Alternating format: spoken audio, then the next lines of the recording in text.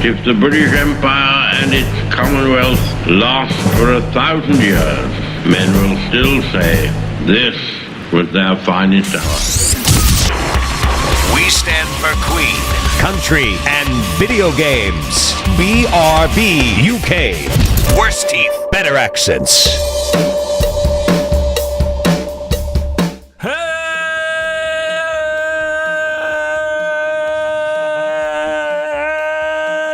Hello, and indeed, ahoy, hoy. Oh, phew. I thought you'd forgotten to, the second syllable. I had to breathe. Not going to lie. That's okay, I was going to carry on for a bit longer, but the old wheezy pops kicked in. So I had to breathe. It's welcome to episode 258 of BRB UK. Yay! I am Dan. I'm one of your hosts. The man who cannot wait to be introduced is Professor Grumblemore himself. It's Timothy Hibbs. Hello, we have all returned. Did you turn into a wizard? I like the fact that I disappear for one episode and you spend the whole episode talking about me. Like, literally from start to finish. You're a wizard, Timmy. Like, what? You're a wizard, Spazzy. Wait, what? Just for the record, yeah, like, I've never gone to a play that was split into two parts over 2 different days. So that was a unique experience in itself. But generally, yeah, really enjoyable. It was a really, really good experience. Were you secretly hoping for a box set binge, like Netflix? Well, no, but yeah, it's just a weird. Like, as I said, it's a play split into 2 parts, and most people, go and see it on 2 different days, and we see it on the Thursday. You do realise there has been precedent. I Henry IV, Part 1. Never seen Henry IV, Part 2. A play in 2 parts. Oh God, Dan's referring to his school productions again. Oh, off, Coleman, eat my dust. That's Coleman. Prick.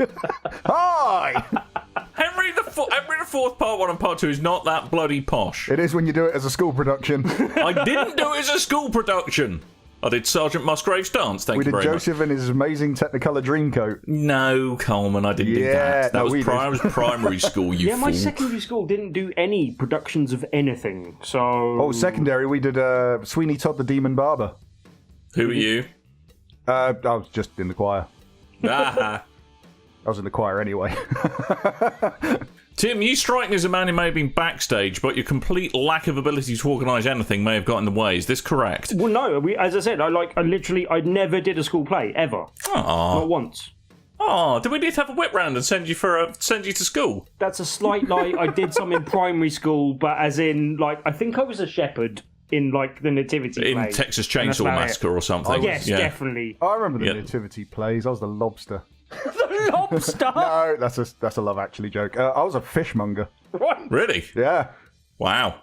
That's slightly better than goat herd. Well, no, the point was we were meant to be different store members, and then Joseph and Mary would come past, and they're like, "Oh, we need food for our unborn child," and everyone would be like, "No, we need more money." Why are they buying fish ahead of it being born? Because in Jerusalem, in the 0th century or 1st century, back when you were born, that it's going to go off double quick, and you don't want to give a brand new kid food poisoning. That is teaching bad things to children, Coleman. Look how you turned out. Are you surprised? I'm not. That is all true, Dan, but I'm much more concerned with putting some weird deleted scenes back into the nativity play, quite frankly. Nativity Reloaded. I took that background role and I made that my own. Really? Did you method that? Did you spend 3 months working in a fishmonger's? I remember little Elliot. It was the baker next to me. He was like, bread. Get your bread. I was like, fish! Get your fish! Cod, plaice and haddock! We've got it all! Come here, Mary Joseph! Son of God, so I've got son of cod. It's far better. We've got all the fish your growing Messiah needs. How many fish could you name at the tender age of 6, though? Probably plaice, haddock and cod. Yeah, there we go. Well, I am from a naval town, so... Yeah, this is true. Anyway, I suppose you ought to talk about the video games this is. Let's do that. Also, hey, do you know who was for a very short while doing a fun little jig in their office this week? You. No, Andrew House of Sony. Right. Because he read this headline, Microsoft discontinues the Xbox One. And he was like, woohoo, we win. And then he read a bit more and I said, ah. This long and grueling console war is over. Oh, so no. many casualties. No, why? They're only stopping making the original one, meaning that the only models henceforth shall be the as yet unreleased Xbox One X and the Xbox One S. Yeah. Which is, I'm glad you put some emphasis on this, because otherwise you can't really, when you're speaking on a All podcast, right, Slytherin, you can't calm really down. tell the difference between the two. He put the emphasis on because he was talking in parcel tongue. Stupid names. I was. Do you want me to emphasise the X's in Xbox One X a bit more for you? Xbox One X. Xbox One X. Xbox One X. Good. It's definitely not a Nintendo product. That made it sound more Nintendo-y. No, I'm sorry. Let's go. I'm sorry, Tim. Anyway, obviously it makes no sense to keep the more expensive, probably not as energy efficient, and still has a brick attached to it by an umbilical cord original Xbox One. There's no point making that anymore, guys. So they're not. It's also bigger, which is possibly Biggest. weird when people look at it and go, I'm getting less for my money. Why don't I buy the No, cheaper, that's something bigger you'd one? say, Tim. Well, bigger is better. See? No, it's not. Oh, No? No, not always. No. Okay. No. It is in penises, Dan. What? Whoa! Whoa! Da-da-da-da. Wow. Jesus. Anyway, by the way, just using the word penis instead of knob does not make it a highbrow joke, Tim. It makes it medically correct. More clinical. That's what I like in my knob jokes. More clinical than Clinical knob jokes. this. Clinical knob jokes. So, Doctor, I've just been to holiday to Thailand. Anyway, so in a statement to Glixel, which is not a sexually transmitted disease, Microsoft said, as is typical for the console industry, we stopped manufacturing the original Xbox One when we introduced Xbox One S. Everyone knows that when you introduce the Xbox One S, you stop making any Xbox Ones as is. Good. So there we go.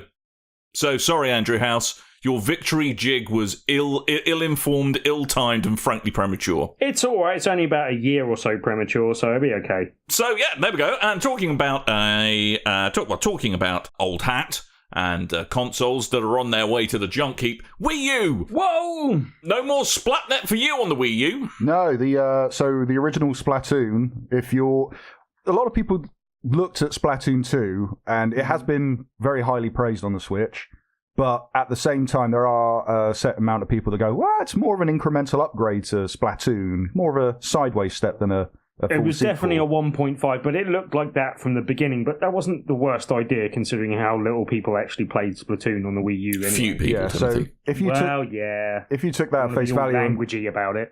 if you took that at face value and thought, well, I'll go pick up Splatoon on the Wii U and get that on the cheap and play that and have all the fun instead, the Splatnet service is getting closed down on the 30th of September.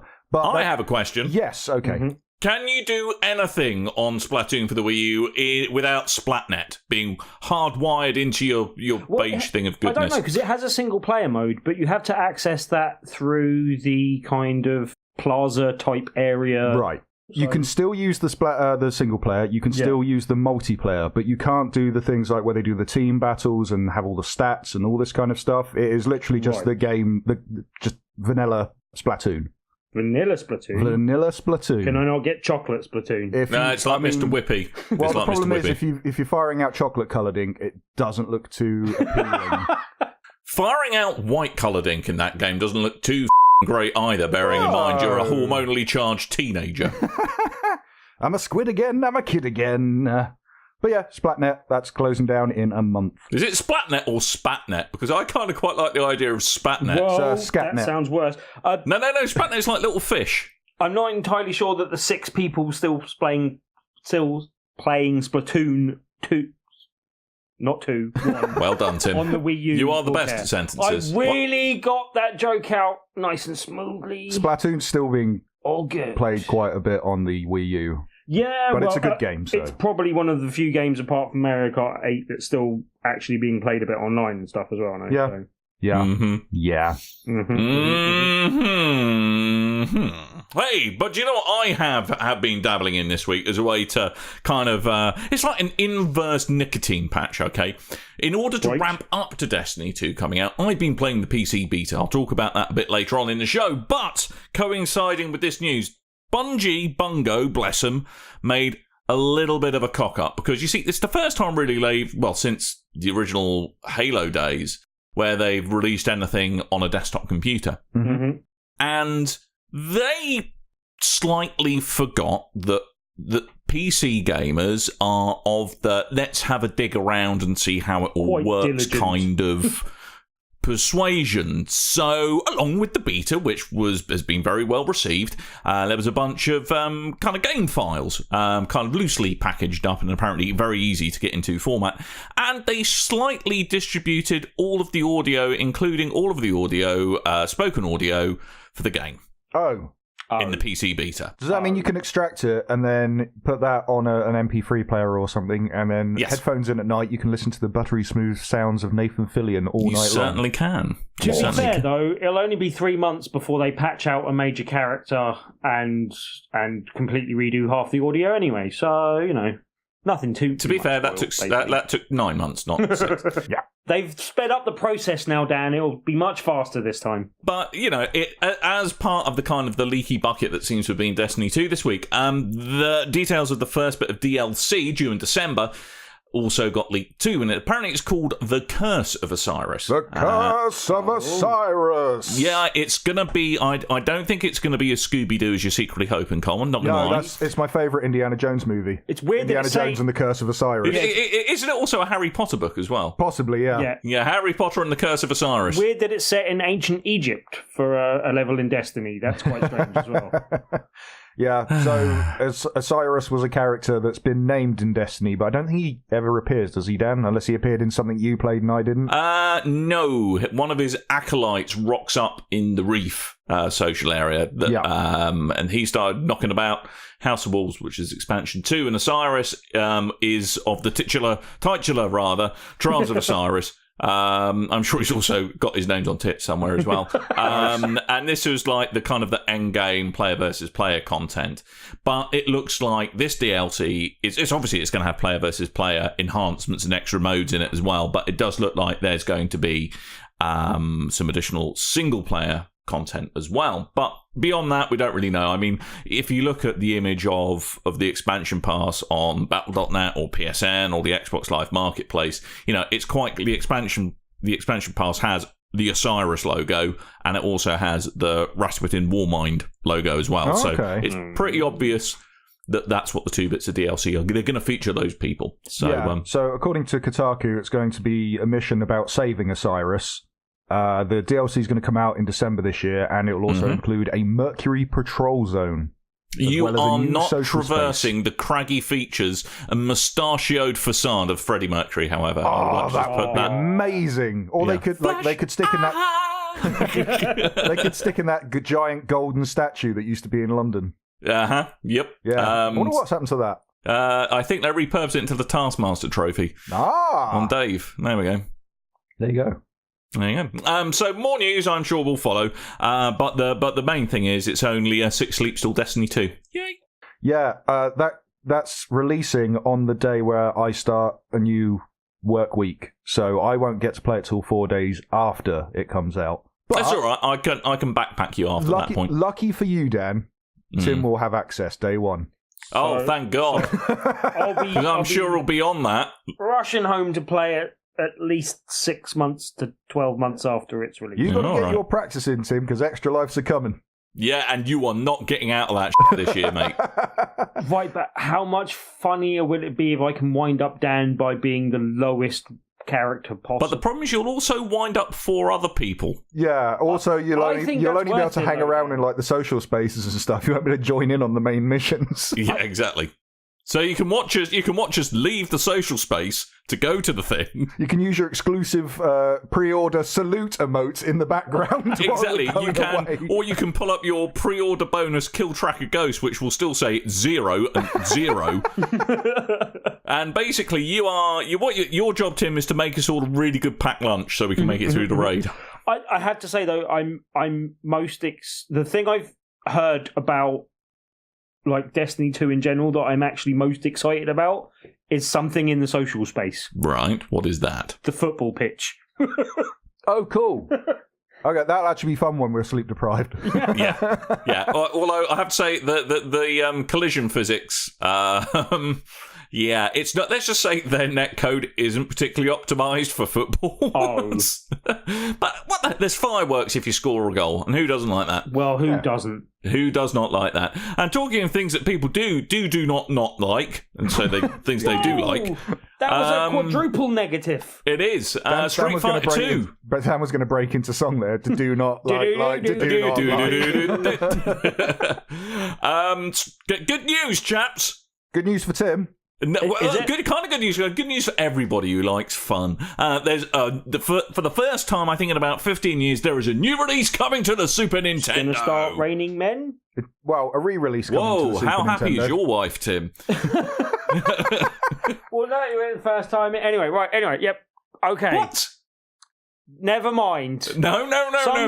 We're putting a pause. We are pausing the show. Put a pin in Timothy, have you or have you not had a threesome orgy involving the lead singer from Right Said Fred in your flat?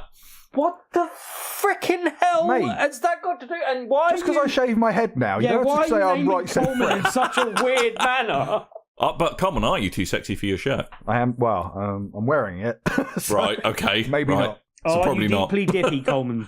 I'm definitely deeply dippy. Okay. That's what they call me at work. Anyway, there's a release coming to Super Nintendo, guys. Whee! What?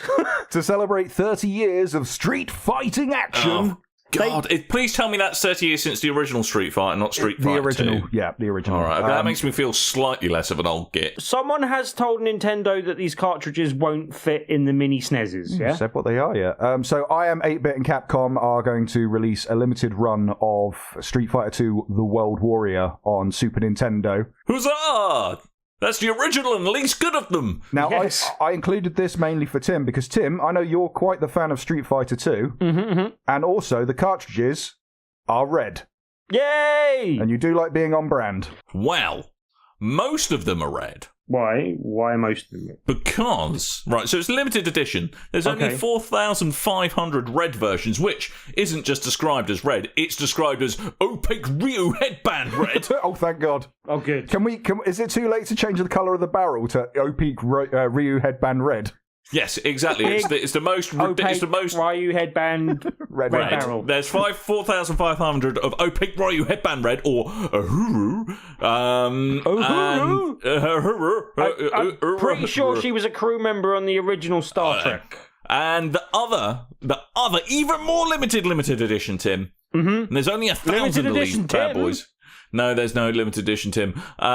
Is the glow-in-the-dark Blanca Green cartridge, which is, unlike the opaque Ryu headband red, the reason why there is the word opaque in there is because the glow-in-the-dark Blanca Green is see-through. Whoa! But Blanca's not see-through. He's not. No, but he's kind of glow-in-the-dark. Well, he's not really glow-in-the-dark. Well, he does when he's doing the electric move. Well, they couldn't wire it to give you an electric shock when you touch the cartridge. That was probably health and safety would. Health and safety, smell from Mafety.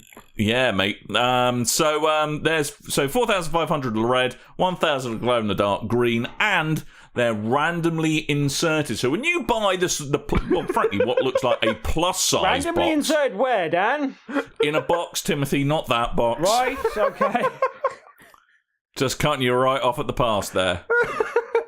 Randomly inserted. I mean, where you choose to put your cartridge, bearing in mind it is the shape of a US Super Nintendo cartridge, therefore, not right in many ways. Fit in UK SNESes. Yeah, but Tim, we in the flat we have a Retron 5 that plays SNES. Yes, and that's why I was going to say. But will it fit in a UK Retron 5? Does it take both types of cartridges? Yes, okay, that's good. But I mean, this is actually. I guess this is more of a sensible idea for people that own those sorts of consoles that can take these cartridges as well. Because, there's, obviously a diminishing amount of SNESes around, although, there are some in the wild. You get to see one at loading if you go there. See them in the wild? Yeah, but generally speaking... Are you there on the North Circular hunting them down in their natural habitat? With a spear. But yeah, generally, I think it makes more sense because there are a lot of these kind of retro consoles out there now that play, lots of different cartridges. So it kind of makes a bit more sense in with doing that. But I wonder how much they're going to cost. Because I don't know if you remember, I think the original version of this was a bit less, maybe 80 this game. But when Turbo came out, I remember friends of mine paying £120 for that I think you mean cartridge on friends of mine's parents paying up Well, to- yes. Quite possibly. But Tim, don't worry. I know you're concerned about it costing a lot of money, but it's not only the cartridge that may be red or green in that box. Right. You get not just a box, a trifold box that contains, quotes, a premium instruction booklet. I miss quotes, instruction booklets. and, quote, retro packing surprises. But it's not sure where they're packing them in, if they're packing them in after the random insertion or not, but, you know, I don't know. So there we go. Get excited. And it's still got the amazingly awful Street Fighter 2 box artwork from the love 90s that NES box version. art. Really? It I is always so thought it was a bit awful. naff.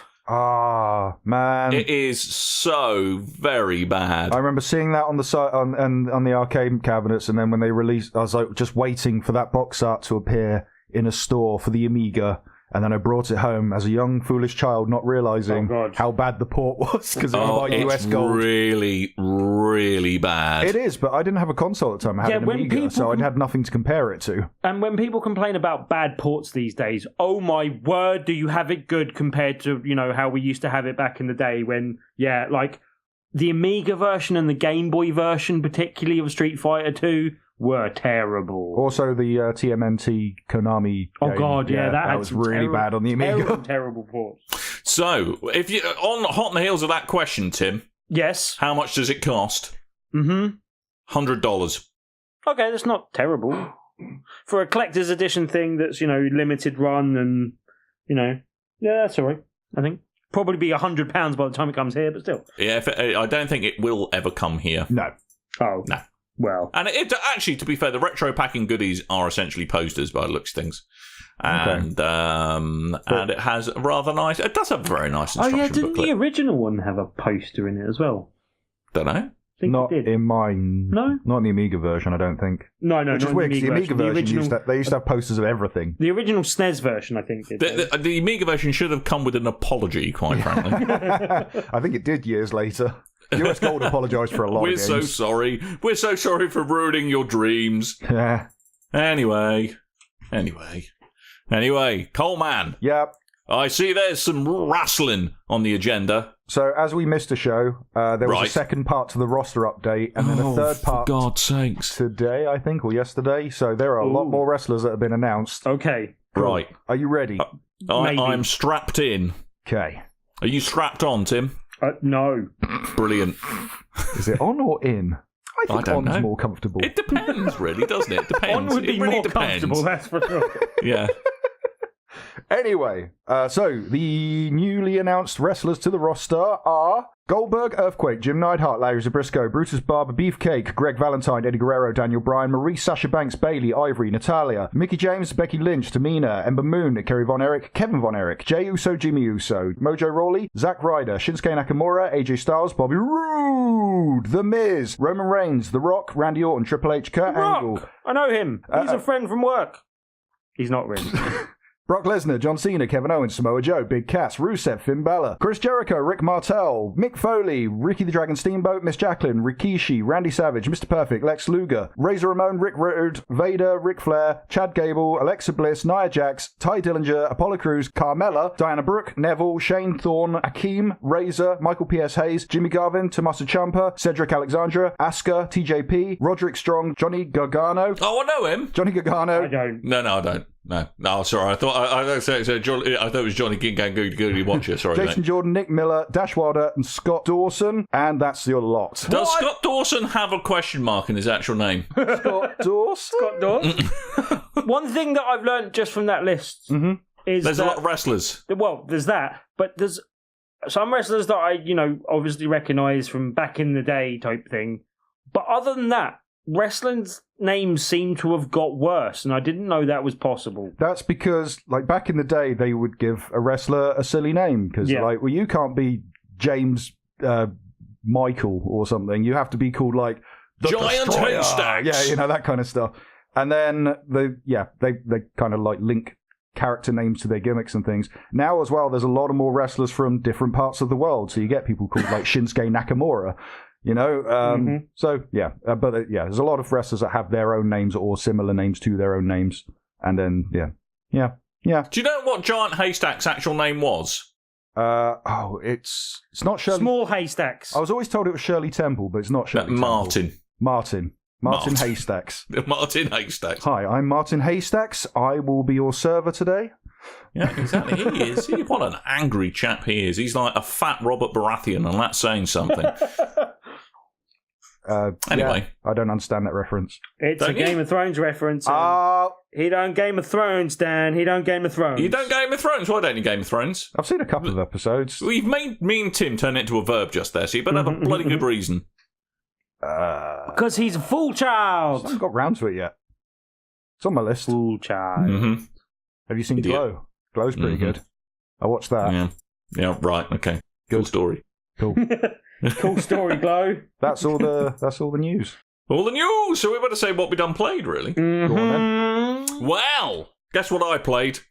then. With yourself while playing Destiny 2 on the PC. Yeah. 9 out of 7 would play again. Did you Brilliant. spend 9 hours reading Grimoire cards? No, because they aren't in Destiny 2. You I thought churlish you might have oik. gone back from some nostalgia from the first game. No. No? Okay. I already have all of them memorised. That's because you keep reading them on the app set on the bog. Have you got them all tattooed on separate parts of your body? No. Coleman's was the first reason. Sadly, it gave me chronic piles, and I now can't sit down for more than 3 minutes. I do like the idea that you've tattooed all the Grimoire descriptions all over your body, but you wear like a suit so it's hidden. But if you know, when you go to bed, you look like the dude from Prison Break. Yeah, pretty much.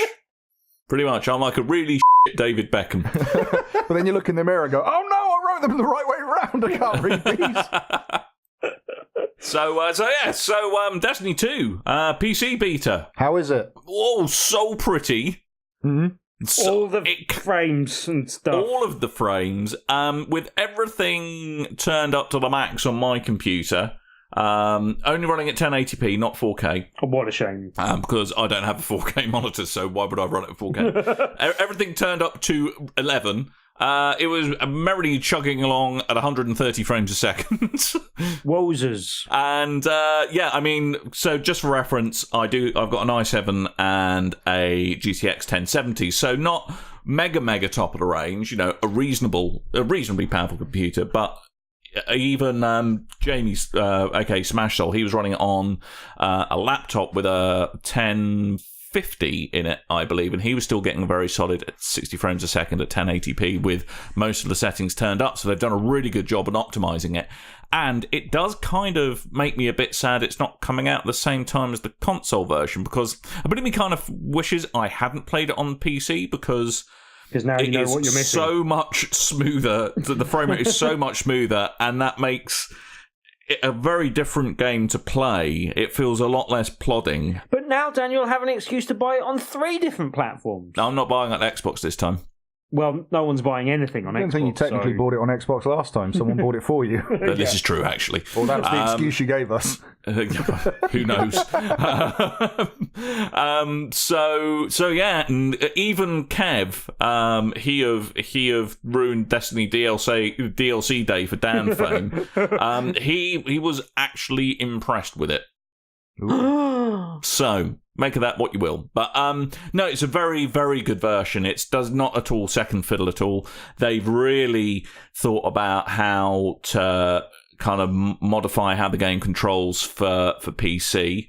And yeah, it's a very good showing for it. It really is. And I mean, it's a shame it's coming out 6 weeks after the console version, and there's no sign of any console cross-play or cross-save being available, which is a shame. A bit of a shame. I can kind of see why they don't, but even so, it is a shame that, you know, if you're picking this up on console anyway, I can't really make an excuse for picking it up on PC because you have to start from fresh again. If you could get a cross-buy and cross-play version that went across Xbox and PC, would that persuade you to go on to the Xbox side of things rather than PS4?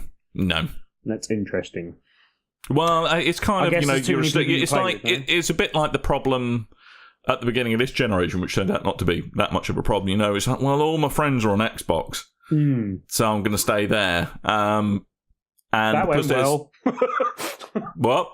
That went well in this generation, eh? Yeah, Anyway, it did, didn't it? But, it is, hands down the best version of Destiny 2, certainly of the Destiny 2 beta. I presume it was the exact same content across... No, there was one more right? multiplayer map. Okay. Well, they swapped out one multiplayer map, and there was also a lot of... there was actually changes to the balance of the game between the console version and the PC version, so Super's charged nearly twice as fast. Really? They buffed the damage of grenades against AI enemies. They changed the way so some enemies have like elemental shields, so like solar, arc, void, and in your arsenal of guns and stuff you have certain guns that deal solar, arc, or void. And if you match the kind of element of the gun to the element of the shield, when the shield breaks, it does like an area of effect stun for all the enemies now, which it never did before. So they are rolling in some of the tweaks that are going to be in the final game. So it was a nice little preview of how they've been changing stuff between the console beta and now. Hooray! Huzzah! And on that note, the BigRedBarel clan on Destiny 2 is now on Destiny 2. So you can go to bungie.net, search for BigRedBarel, and go join up and stuff. Hooray! If I can remember, I will put a link to it in the show notes. Random thought, but is it just me that thinks the word clan sounds wholly inappropriate? These days, yeah. Like, Yeah, is a it little just bit. me? I don't know. Like, yeah, with things in America, maybe that's come more to the front. But every time I hear it, I'm just like, that's not a good word for a gaming community. You know what I mean? Like, It's a shame. Yeah, it's a shame I actually named the clan the Core Cluck Clan, really. But but yeah, I mean, like, Yeah, but some would argue PC Master Race is not really. Well, yeah, that's Yeah, exactly. Yeah. yeah. Yeah. So Destiny 2 is a recommend on the PC then? Well, it's very pretty. Unfortunately, the beta ends today, the day we're recording, and it's the full version is out October 24th. I can't see many people that are, really keen to pick it up waiting the 6 weeks to pick up the PC version, though, no? Well, I mean, I know a few people that did that with Grand Theft Auto Games. 5.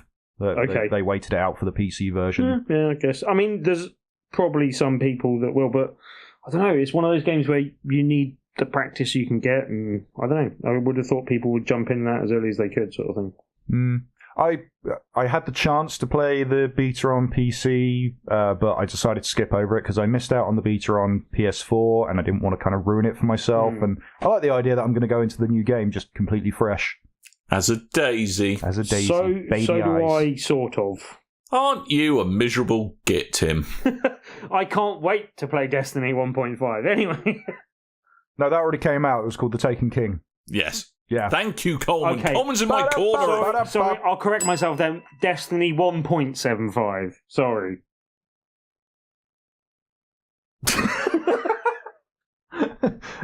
Tell me, I how is know the there was latest silence, version Dan. of how is the latest version completely identical to the last game FIFA this year? I don't know. I'm not even going to try and defend that. So I'm not even insulted. I haven't bought FIFA for 2 years. Anyway, right. But yeah, like I like the fact that even though there was silence, I could still hear your disappointment, Dan. It was good. He's always tutting in his head whenever you're speaking. Constant tut. Anyway, Someone other than Tim should speak now. Yes. I think me and Tim should double team this one because we both Yeah. started playing Uncharted: And The it's Lost a Legacy. kind of a team-up game that's not co-op, which is a bit odd. But anyway. So this is the spin-off from Uncharted 4, correct? That's correct. It's built in the same engine as Uncharted 4. It uses a lot of the same mechanics as Uncharted 4. But it stars Nadine, who was in Uncharted 4. In Girls Aloud? And yes, in Girls Aloud as well. Yes. And also Chloe, who's better known Wasn't in Girls Aloud. Uncharted 2 and 3. She might be in a version of S Club. So instantly they're taking the places of Drake and Sam, or Drake and Sully in the previous game. I have a question. Yep. Which one of them has the best moustache? That would be Chloe. Okay, nice. Yep. Because I won't hear a negative thing said about Nadine. She is my princess. Oh. She is my Do you have to pronounce it as Nadine or can it be Nadine? Well, she's South African, so it'd be Nadine. Nadine. Right, so instantly these two are a great pairing because Nadine is South African and therefore has a cool accent. Chloe is sassy, so she's cool. And they use a lot of the same mechanics. They're doing a lot of teamwork. It's can you get up to this platform and lower? I'll boost you up. You lower down the ladder and climb up. They use a lot of the same gameplay so far as well, but Yeah, they do. They do the whole Jeep stuff in the open world. They use the magic rope. Chloe's found a magic rope too, as well as magic Nathan rope. Drake. I love magic rope. Everyone loves a magic rope. To be fair, she's head of the curve because it took Nathan 3 or 4 games to find that magic rope. Yeah, and she's got it straight out of the bat. So but she saw Nathan do it, so she knows where to look for the magic rope. That is true. She's inherited it from Nathan, probably, maybe. But inherit in inverted commas to mean stolen. No. Drake dies at the end. Right. Spoilers. Wow. Yeah. Anyway, so there's also they kind of have the crate mechanic that they had in Uncharted 4, which everyone hated, where you have to go drag a crate and then put it up against a wall or drop it off a platform. But it doesn't get used that often. In fact, they kind of make fun of it and then go, "Hey, let's never use crates again." So that was pretty funny, I thought. The game itself is absolutely gorgeous. It's probably one of the prettiest games on the PS4. It's because you fancy the lady people in it, Coleman. No, it's because I was enjoying the scenery. Yeah, in fact, okay. Did you also read Playboy Flea articles? No, it's the vistas that look really amazing. I mean, the character models are quite good, but it's the scenery and the kind of and they do a good job of making sure you're paying that attention as well. When there's a particularly nice scene, that you get to take a photograph of it with your in-game phone camera thing, basically. So yeah. But as well, the demos that we've seen previously, where you see Chloe and she's walking around the war zone, that's the start of the game, and that looks amazing. And then it drops you into kind of the open world environment with the Jeep that you got to play for a bit in Uncharted 4, but that's a much bigger part of the game this time round. Now, like I say, me and Tim have only really just started. I've sunk 3-4 hours into it. I don't know about you, Tim. Yeah, and I'm a similar bit. I've kind of I've done a good bit of exploring of that open world section, basically, kind of thing, and gone through without giving too much away, gone through the tower bits of that. Oh, okay. And just exploring some of the more kind of secondary areas and that as well, basically. But it's that kind of pretty that because whenever I'm playing a game that has a narrative like this where people are constantly talking as you're playing, I always have subtitles open, and I feel bad for having subtitles open because it's taking away that little bit of the bottom of the screen, which looks nice. But at the same time, I really like it because whenever Nadine says yeah, as in yeah, because she's got the accent, she goes yeah, and then on the screen it says JAH. It's like ja. So that amuses me every single time. It's also a game that I'm deliberately not rushing through. I am taking my time and going to exploring the whole map and all that type of stuff. Yeah, because it just seems to almost demand that of you, kind of thing. I don't know. That's it. This is meant to be the length, more to the length of Uncharted 1 than 2 or 3 or 4. And yeah, that's a nice length for me. I want to savour that a bit more. We don't know when or if we're going to get another Uncharted side game or main game. So yeah, I want to stay this one out a little bit. Yeah, without having seen the ending of this, we don't really, can't speak too knowledgeably. But do you think there's a good chance that we're more likely to see these two characters return than we are to see a return of Nathan Drake? In the next kind of bit. I like this idea of carrying on and bringing in different side characters to play instead of Nathan Drake. Add something to it, and then you can just Uncharted : something else. So the Curse of Osiris. and plus, I really want the Cockney geezer from Uncharted 3. I want him as a playable character. I just want to go around nutting fools in the face, right in the bridge of the nose. To be fair, in every single Saints Row game, I always go for the fat Cockney bloke with mutton chops. I think everyone does. But then, the early part of this game reminded me how good Naughty Dog are at introducing and fleshing out kind of incidental side characters. Just in the story and doing it, it's a character that you kind of gloss over and don't really, I don't think you see again. But the little Indian girl that you meet on a stall in the beginning of the game, which doesn't spoil too much, you end up taking a photograph of her, and I think it's quite. it's a scene where you're taking a photograph of the background and she kind of pops into it, but it just kind of reminds you just how good they are at, like, you really get a sense of that girl's kind of cheekiness and like how she interacts with other people where she's having a conversation with, and just you get a real good feel of like they write characters even their like side and incidental characters, they write really well and give them a lot of depth to them as well. They don't have to have this moment of, well, here's a quiet moment. Let me tell you my entire backstory and what my deal is. Like they hint at things really, really well. Sort of linking into that part you were talking about, Tim, because again, that's how the game opens. So all the cutscenes, like the previous game, are all done in engine. So I had a moment where there's this whole interaction going on, and I was quite happily engrossed watching it. And then all the characters stopped and stood still. I was like, oh, what's happened? Is it? Oh, I'm in a play now. The cutscene's over. I didn't realise. I do like it when a game does that, I have to say. Yeah. But it's very good. Probably touch on it a bit more as we get a little bit further into it. But I'm really enjoying it. If you didn't like Uncharted 4, you're probably not going to want this because it takes everything from the previous game. But also, if you didn't like Uncharted 4, there's probably a fair degree of chance I don't like you. So. Wow. Jeez, Tim. That's being a bit harsh. Uncharted 4 is definitely one of my favourite games of this generation so far, I think. So, yeah. I think you can like whatever game you want. Yeah, I know. Absolutely. I wasn't being sensible. You were being quite James Hibbs offensive. do not reflect those of BigRedBarel UK or BigRedBarel.com. Flippin' heck.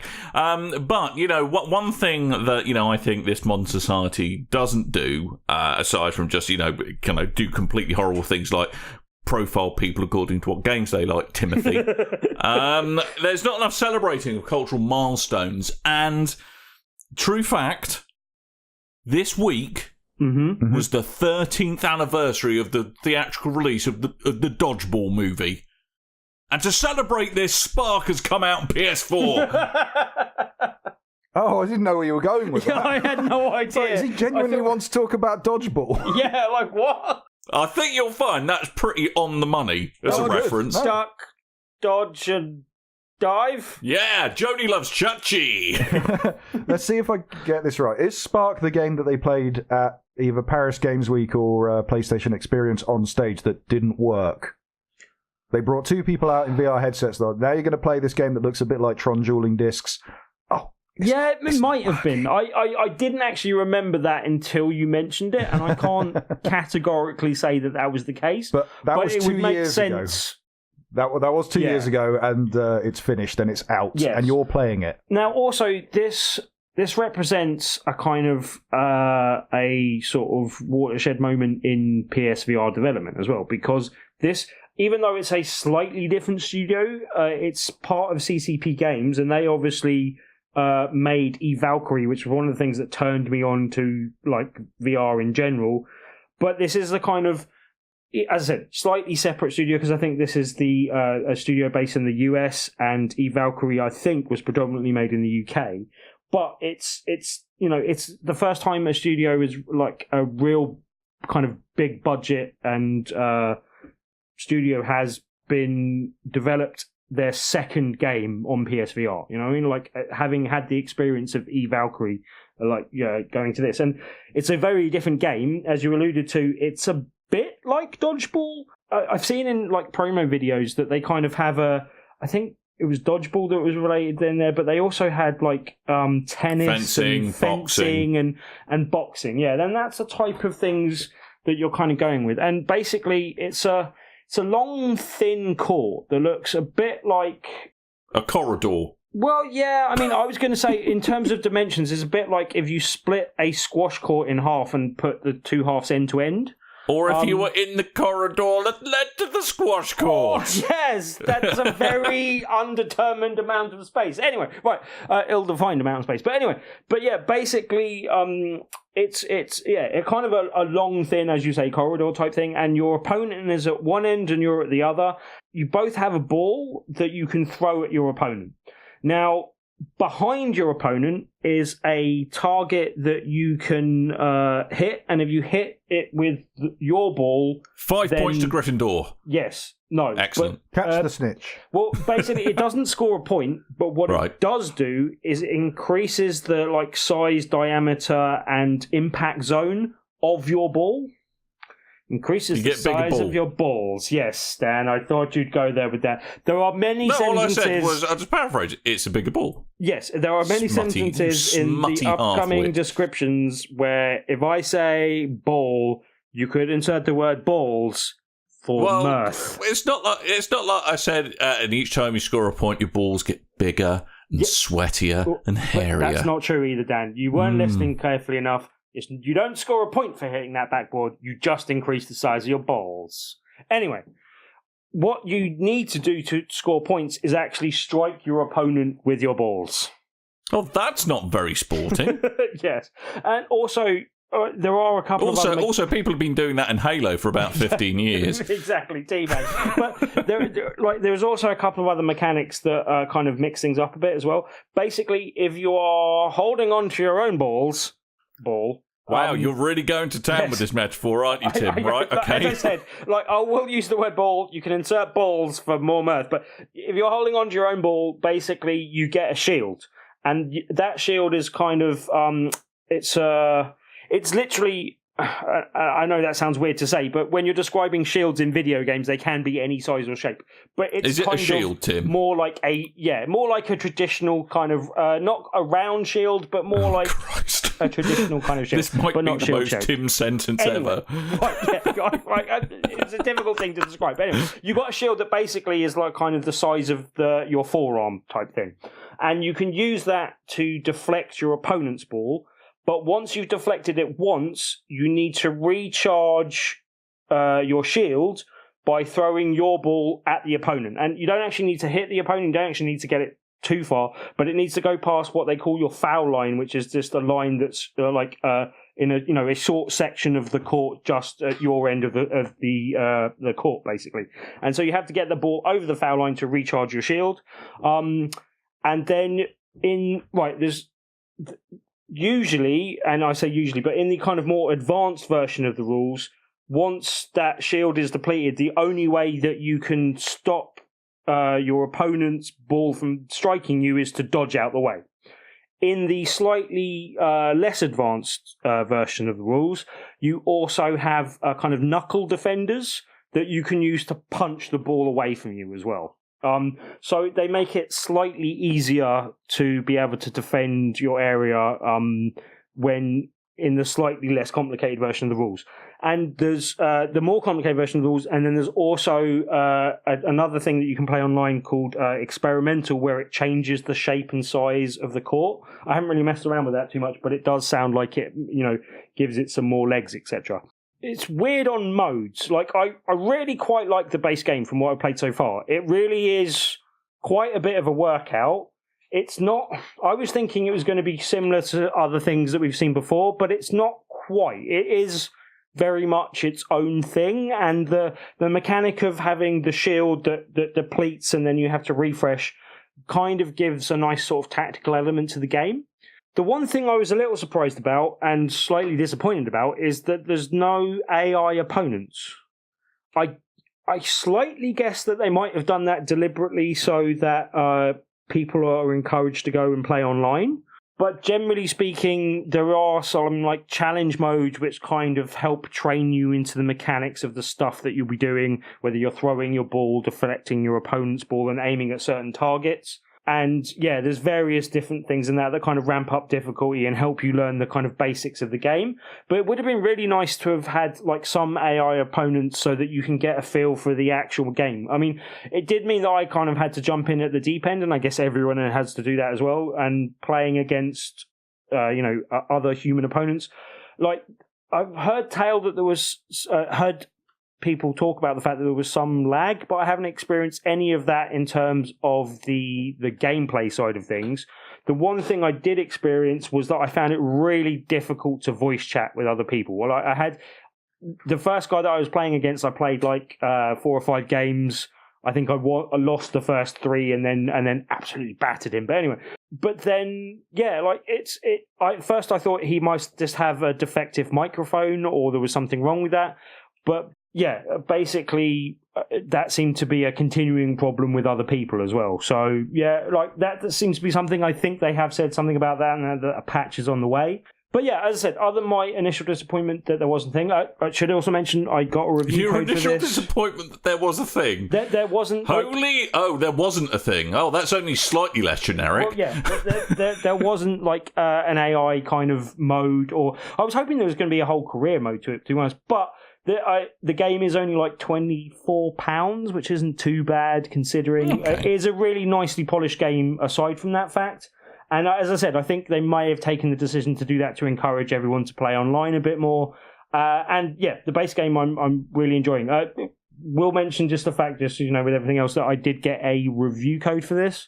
But I think it's on the more expensive side for a thing, especially when it's only a game you're going to sort of get yourself if you are playing online. But I think it's a really good game for that, basically. And I'm really keen to go and play a lot more of it and kind of see how it works out. But so far, I've been really enjoying it. So yeah. Good. Bandit. Sparc. Play some. It's good. Excellent. Is there a non-VR version, or is it VR only? No, it's a game.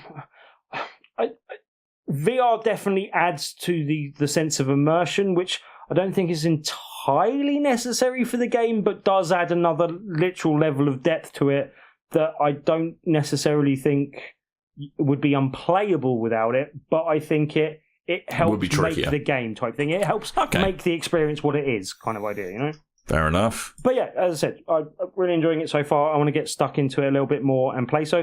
But yeah, it's a really good workout. I was sweating my arse off last night playing it. So. Nice. There's an image. Yeah. Nice. Anyway, enough of Tim's sweaty arse. No. I think we're rapidly running out of time, Coleman. Yes, we are. Yep. So let's get the heck out of here. Tuesday's a Tuesday, Timothy.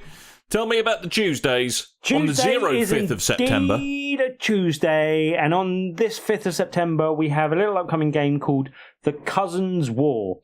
And yeah, this is a very kind of boiled down area control type game, but it's like literally just for 2 players, and it's quite small and quite succinct. And it's a game that was brought to my attention by a friend from who does some guest articles for us, Matt from Creaking Shelves.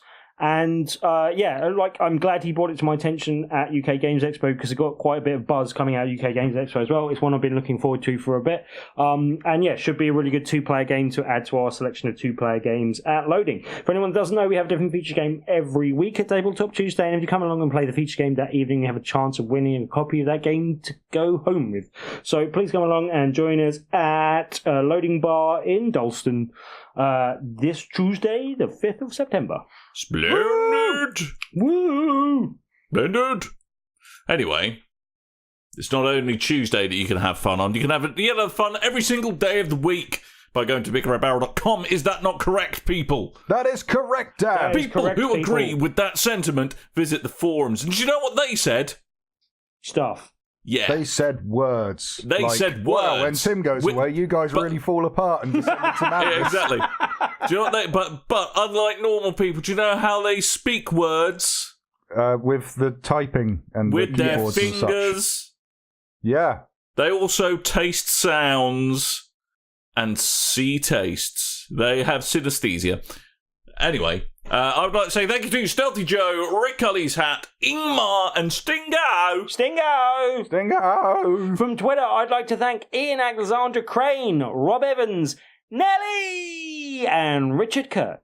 And on Facebook, thank you to Mark Fawcett, Nathan Barton, and Mark Gardner. Gardner. Yeah, I know where we come from. I do not know. Can I quickly say a thing before we go? Do All it. right. Excellent. So last week we missed an episode. We don't usually miss episodes. No, we don't like to do that. No, we don't at all. And that meant we had to miss all our Gamescom coverage. Kind of missed Gamescom. Whoops. Yeah, it was a big week to me. That was kind of on me. If I go away on holiday or something, I still usually input with the show, with the agenda and the editing and all that kind of stuff. But it was a proper kind of emergency, so I couldn't do any of this at all this week. Yeah, and we did try and put together a plan to do so, and that kind of fell apart, and that's on me, I'm afraid. But it fell apart because I've now moved from Mac to PC, and I haven't got a ruddy clue how to edit a podcast on a PC. So Coleman, you need to teach me how to do that again, and I can help out in the future. So. I will teach you in the ways of Reaper, and you'll go, why did I ever use anything else? Indeed. But yes, we're going to try and do a makeup episode, so you're still getting your full... We're doing a whole episode on makeup? Yeah, makeup tips with Tim. You big old girl. That's going to get us the YouTube views, because it's safe content. Yes. There's no violence, there's no swearing, it's just Tim and makeup. Yep, it's going to be beautiful. Tim You're going to Hibbs look like the special snowflake you always wish you would be. Tim Hibbs drag race. Oh, that is a terrifying thought. I didn't know we'd branched out into Panto already. That's quite fantastic. Yes. He's behind you. But so yes, sorry listeners, we don't like missing apologies. shows, but sometimes, unfortunately, real life has to take priority. Yeah, and especially a week where there was actual games news as well, but hey. But real life is sometimes more important, and that is a good life lesson to remember, I would say. So anyway, no harm's done. We'll try and make it up to you by giving you a special hug in the form of an audio podcast. So, alrighty. So that is your lot, ladies and gentlemen. Make sure you head on over to www.BigRedBarel.com or just put /BigRedBarel after just about anything on the internet, and you shall get your fill of Big Red Barrel goodness. Every day that you want it, and even some days when you don't, we'll sneak into your computer and, like Yahoo, change your homepage. Oh, special shout. If you're on Reddit, go to r/BigRedBarel and let's get some chats going on there. Let's get some chats going on there, and also complain at Pac-Man for not giving me and Coleman the keys to it. Yeah, exactly. Not even telling us he opened it. I don't even think Pac-Man opened it. No, I think someone else did and then gave him access. Right. One other thing we should mention is that we will be having some Destiny 2 goodie codes courtesy of Rockstar to give out on next week's podcast and on a few other places. So keep an eye out on everything Big Red Barrel, and you may be able to win yourself a code from We got sent a bunch of drinks, and me and Tim have to drink them all so you can have the codes. Yeah. Under the ring pool. We'd have done it this week, but we've got to drink all of the Rockstar before we can We can't exactly send out cans of Rockstar because we can't age verify and stuff. Oh, and on one other note that I should just say, I know we're trying to get out of here, but yeah, just extra love to Dave and Doc, who are obviously in the midst of floods and disasters at the moment. We hope you and yours are all safe and well. Well, and just everyone. Dave and haven't heard back from him yet, so I'm guessing he has bigger fish to fly at the moment. But he's out there too. Yep, and just lots of love sending your way, guys. Hope you are all right. Absolutely, and I hope everyone who from Houston who listens, even though it's a UK podcast, you may well do, or even if you've got friends and family over there, we hope everyone's all right. So we better go because Coleman has to go, which means we have to go. I got to go to work. Yay! So I need to get back to work, sadly, which is rubbish. There we go. I'm gonna go play games. Yay! Yeah. You. I'm gonna punch you right in the ovaries. Yeah, or I might just wake up early and do it tomorrow morning. Yeah, that's what I'm going to do. Anyway, thank you ever so much for listening. So I have been Dan. I might have been Tim. I've been Coleman. Yeah, you have. And until next time, dear listeners, doodle bye. Sick sleeps till destiny.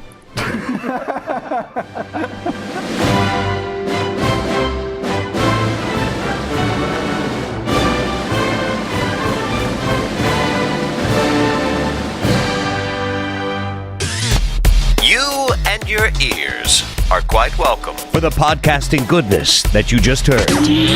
Why not roll on over to BigRedBarel.com for more podcasts, news, reviews, and videos from the biggest, reddest site on the internet, BigRedBarel.com.